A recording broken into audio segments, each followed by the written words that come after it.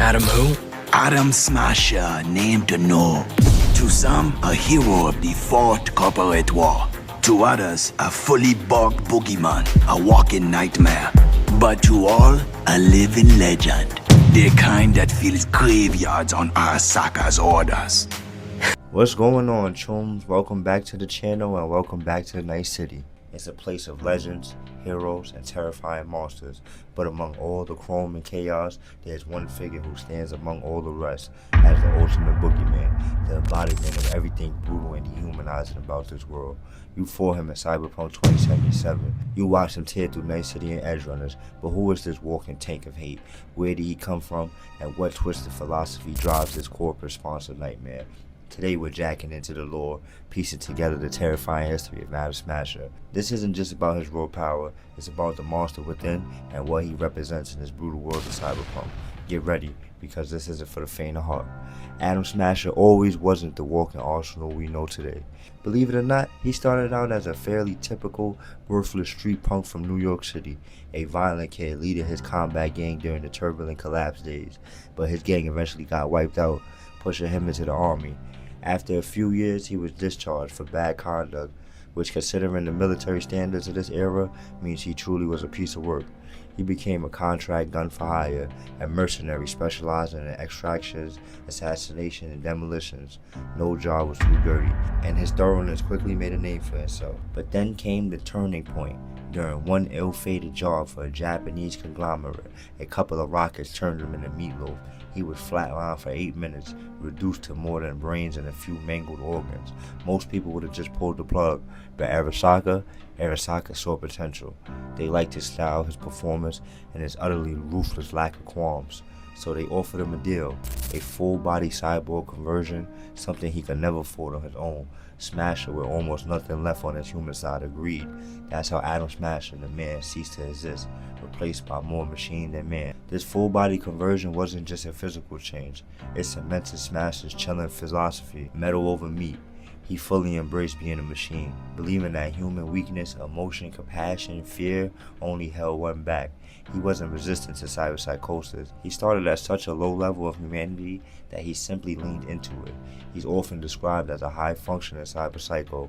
Unlike V and David Martinez, who fought to hold on to their humanity while integrating Chrome, Smasher felt no conflict.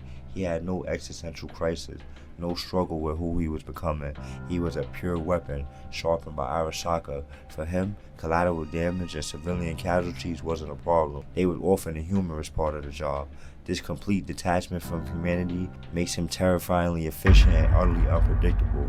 He's not bound by morals, sentiments, or even self-preservation in a traditional sense. He's a function, a tool.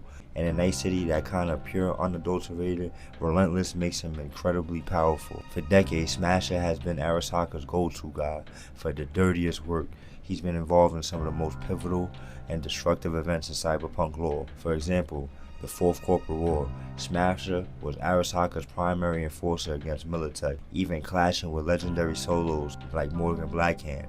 He was also involved in the Night City Holocaust. He was present at Arasaka Towers when Johnny Silverhand detonated a nuke, an event where Smasher miraculously emerged even with more chrome. Also, Johnny Silverhand's death. Allegedly, he was the one who dealt the killing blow to Johnny Silverhand and was allegedly tasked by Saburo Arasaka himself with burying Johnny's body and possessing his personal effects. This is why he has Johnny's iconic pistol. Let's fast forward to Cyberpunk 2077 and Edgerunners, and Smasher is still Arasaka's prime asset. He serves as Yorinobu Arasaka's bodyguard and is frequently deployed to handle loose ends, usually meaning total annihilation. We see him in Edgerunners as an unstoppable force who dismantles David Martinez and his crew, and in Cyberpunk 2077 as the final, seemingly invincible boss. He's not loyal to a person, only to the power and resources Arasaka provides, allowing him to be the ultimate killing machine. He is the ultimate corporate mercenary. By 2077, Adam Smasher is a full Borg, barely anything human left. He is a towering, heavily modified ICE Dragoon frame armed with shoulder-mounted heavy machine guns, a retractable arm cannon, and missile launchers. He's incredibly fast for his size, astonishingly durable, and relentless. He's the physical manifestation of Arasaka's absolute power and a disregard for life.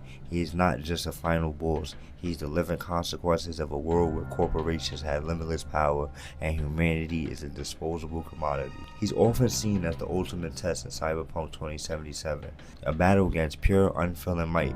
In a city where everyone else burns out, sells out, or gets flatlined, Atom Smasher for a long time was one who thrived. He embraced the system, became his perfect product, and his own twisted way won the game of Night City for decades. He exists as a constant reminder that in this world, some monsters are made, not born, and they serve a purpose, however horrifying. So there you have it, chooms, the chilling story of Atom Smasher, a street punk who chose to become the ultimate corporate weapon, a monster forged in chrome. He's more than just a villain, he's a symbol of the dark heart of Night City. What do you think about Atom Smasher? Is he the ultimate cyberpunk villain, or just a pathetic corporate tool? Let me know your thoughts in the comments below. If you found this deep dive into Night City's boogeyman engaging, hit the like button, subscribe for more cyberpunk lore, and ring that notification bell so you don't miss out on our next video. Stay safe out there, chooms, and watch your back.